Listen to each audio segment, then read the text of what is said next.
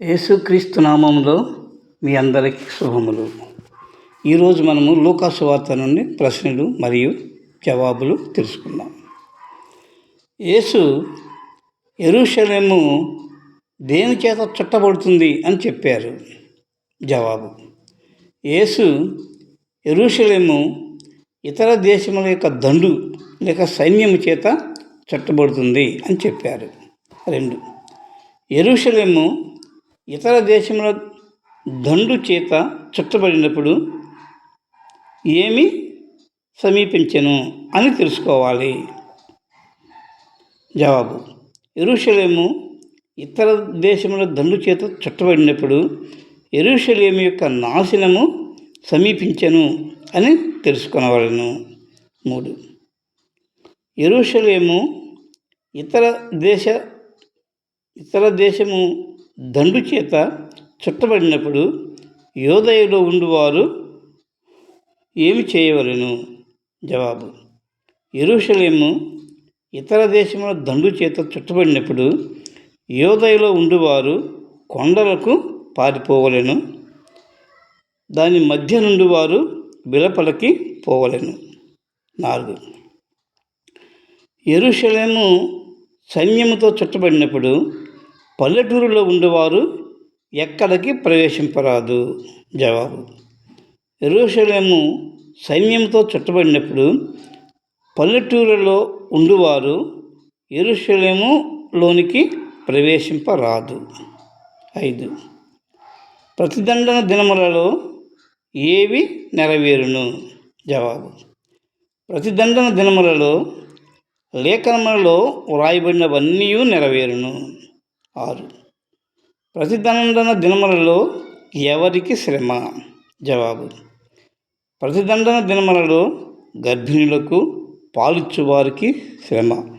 భూమి మీద ఉండువారు మిక్కిలి ఇబ్బంది పడుదురు. ప్రజల మీద కోపము వచ్చును. 7. ప్రతిదండన దినములలో ఇశ్రాయేలీయులకు ఏమి జరుగును? జవాబు: ప్రతిదండన దినములలో ఇశ్రాయేలీయులు కత్తివాత కూలుదురు. ఇశ్రాయేలీయులు చెరపట్టబడిన వారై సమస్తమైన అన్యజనుల మధ్యకు పోవుదురు. 8. యెరూషలేము ప్రజలు ఎప్పటి వరకు అన్యజనుల చేత త్రొక్కబడుదురు? 8.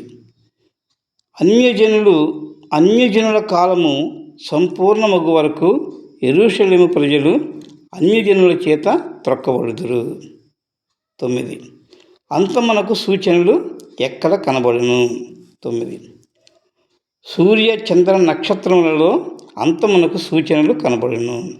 10.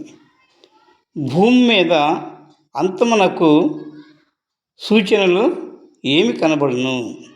జవాబు: భూమి మీద అంతమునకు సూచనగా భూమి మీద సముద్ర తరంగముల ఘోష కనబడును.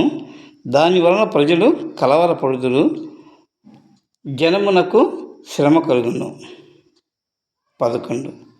అంతమునకు ఆకాశంలో ఏమి సూచనలు కనబడును?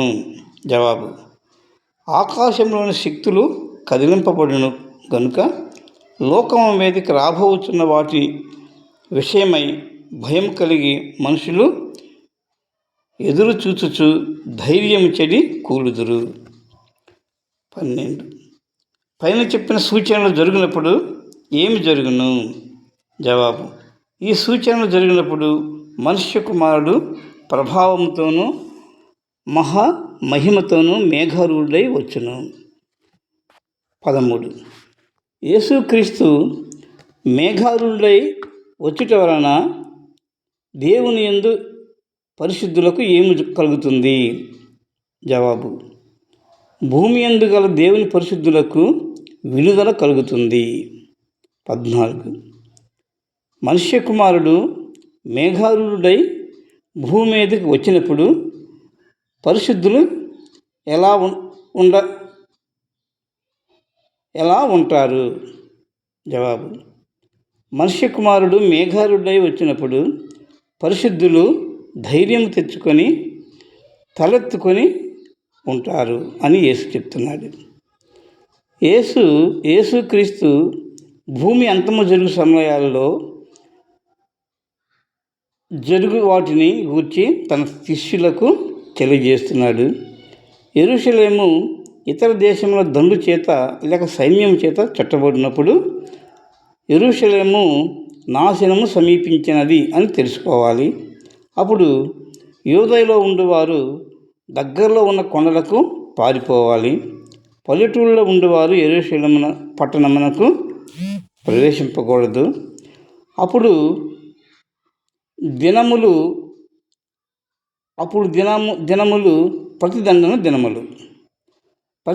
దినములలో లేఖనములలో వ్రాయబడినవన్నీ నెరవేరును. ప్రతిదండన దినములలో గర్భిణులకును పాలిచ్చు వారికి శ్రమ, భూమి మీద ఉన్నవారికి మిక్కిలి ఇబ్బంది కలుగుతుంది. భూమి మీద ఉన్నవారు కత్తివాత కూలుదురు. చెరపట్టబడిన వారు అన్యజనుల వద్దకు వెళ్తారు. యెరూషలేము వారు శత్రు సైన్యములకు చిక్కితే వారిని అన్యజనుల యొద్దకు తీసుకుని వెళ్తారు. అన్యజనుల యొద్ద యెరూషలేము వారు ఎప్పటి వరకు ఉంటారు అంటే అన్యజనుల కాలం సమీపించే వరకు అన్యజనుల వద్ద ఉంటారు. అన్యజనులు యూదులను ఎంతో కష్టాలకు గురి చేస్తారు. అంతమునకు ఇంకా కొన్ని సూచనలు ఏమిటంటే సూర్య చంద్ర నక్షత్రంలో కొన్ని సూచనలు కలుగుతాయి. భూమి మీద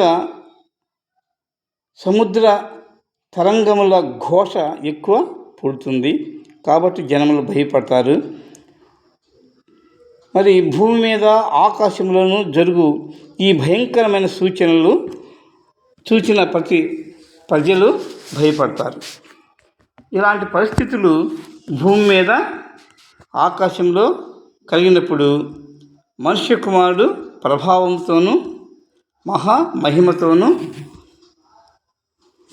మేఘారూఢుడై వస్తాడు. ప్రకటన 1:7 ప్రకారము, ఇదిగో ఆయన మేఘారూఢుడై వచ్చును, ప్రతి నేత్రము ఆయనను చూచును, ఆయనను పొడిచిన వారును ఆయన చూచెదరు.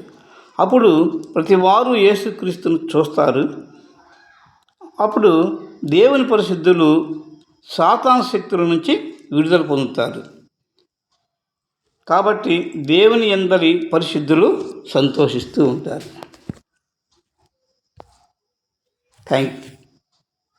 Thank you.